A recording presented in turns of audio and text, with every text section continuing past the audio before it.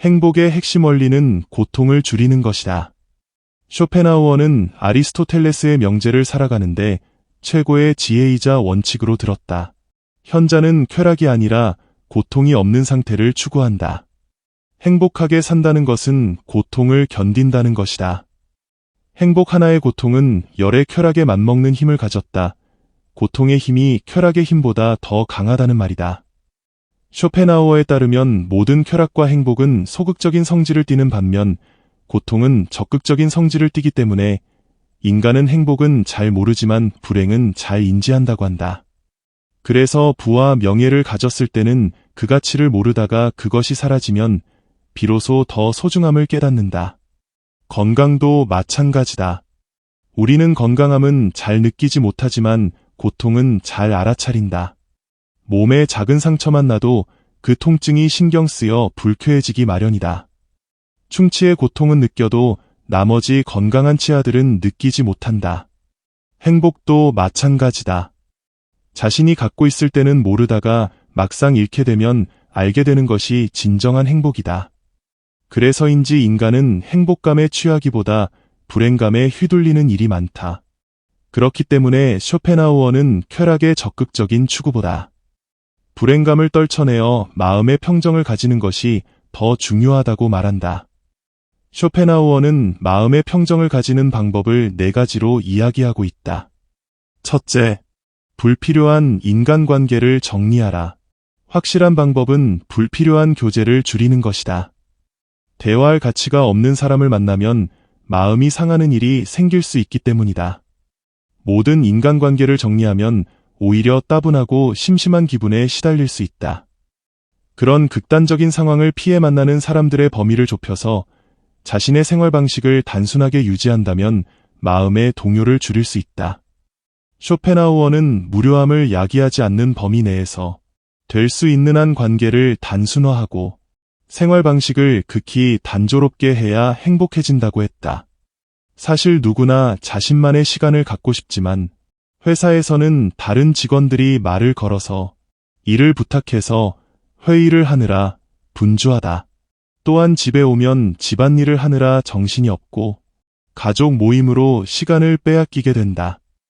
이뿐만 아니라 휴일에는 하루 종일 유튜브나 여러 가지 방송을 보느라 시끄럽고 산만한 시간을 보내게 된다.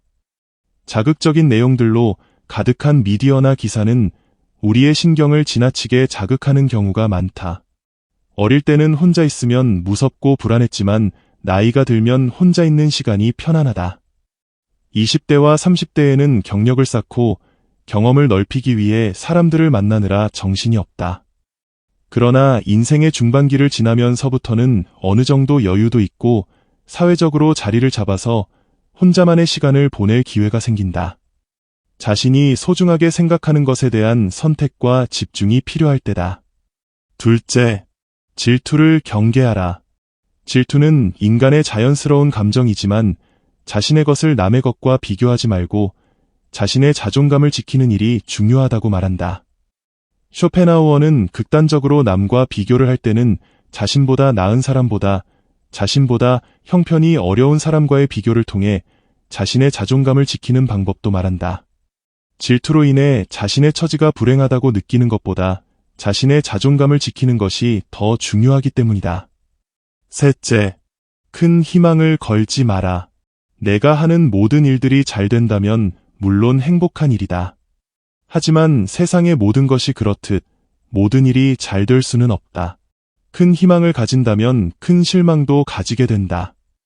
예를 들어 인간관계나 직업의 선택 등을 잘못했을 때 그때의 그 판단을 그저 인정하는 것이다. 내가 희망했던 그 모습이 아닐 수 있지만 그저 지금의 내 모습을 인정하는 것이 중요하다. 또한 인간은 미래에 일어나지 않을 일을 걱정한다. 불확실한 죽음을 불안해하며 계획하는 일이 잘 되지 않을까 쓸데없는 의심을 하기도 한다. 동물은 죽을 수 있는 상황을 피하려고 할 뿐 죽음에 대해 알지 못하지만 인간은 그런 죽음을 늘 염두에 두고 불안해한다. 인간만이 죽음을 대비하며 막연한 두려움과 지나친 공포를 느낀다. 그러나 죽음에 대해 생각할수록 고통의 양이 쾌락의 양을 압도하게 된다. 동물은 미래에 대한 희망이나 기대가 없기 때문에 그것에 따른 행복이나 불행이 없다. 인간만이 즐거운 미래를 예상하고 상상력을 발휘해서 아름다운 환상에 사로잡힌다. 상상력으로 만든 미래의 환영에 갇혀 사는 인간은 불행하다. 미래에 대한 지나친 기대나 희망은 행복의 바탕인 마음의 안정을 해칠 수 있다. 과거와 미래는 실제하지 않는다. 쇼펜하우어는 우리가 살아가고 있는 현재에만 충실해야 한다고 말한다. 미래에 행복할 거야라며 현재에는 아무것도 하지 않는 사람들이 있다. 현재만이 진실하고 현실적이며 확실하다라는 것을 잊지 말아야 한다. 넷째, 세상에는 거짓이 많다는 점을 알아야 한다. 세상을 살다 보면 부조리한 경우가 많다는 것을 알게 된다. 속은 아무것도 없지만 겉만 화려한 사람들이 주목을 받거나 열심히 살아가는 사람보다 사기꾼 혹은 범죄자가 돈을 더 많이 버는 경우들이 그렇다. 자칫 가짜의 겉모습이 지배하는 세상에서 행복도 그런 바깥에 드러나는 모습으로 판단하게 된다. 그러나 행복은 그런 화려한 모습에 있지 않다. 행복은 배움으로 가질 수 없고 사기꾼이 벌어들인 돈으로도 가질 수 없다. 쇼펜하우어는 행복한 사람은 즐거움보다 슬픔을 살피는 사람이라고 했다. 행복을 알기 위해서는 어떤 것에 즐거움을 느끼는지가 아니라 어떤 일에서 고통을 느끼는지 확인해 봐야 한다. 우리가 어떤 일에서 고통을 느끼는 이유는 그것이 우연적으로 벌어지기 때문이다. 그러나 늙음, 죽음과 같은 일상적인 슬픈 일들을 이미 정해진 운명으로 받아들이게 되면 그것은 더 이상 고통이 되지 않는다. 세상의 많은 일들이 우연적으로 일어난다고 생각한다면 인생은 고통의 연속이지만 운명적으로 받아들인다면 불안이나 걱정이 줄어들 것이다. 쇼펜하우어는 염세주의자로 알려진 유명한 철학자였으나 그는 낙천적이고 웃음이 많은 사람이었다. 강아지와 산책하고 클래식을 듣고 책을 많이 읽는 학자였다. 그에 따르면 인생은 즐기는 것이며 사람마다 자신의 능력과 선호가 다르므로 각자의 취향을 찾아 인생의 즐거움을 탐닉할 필요가 있다고 했다.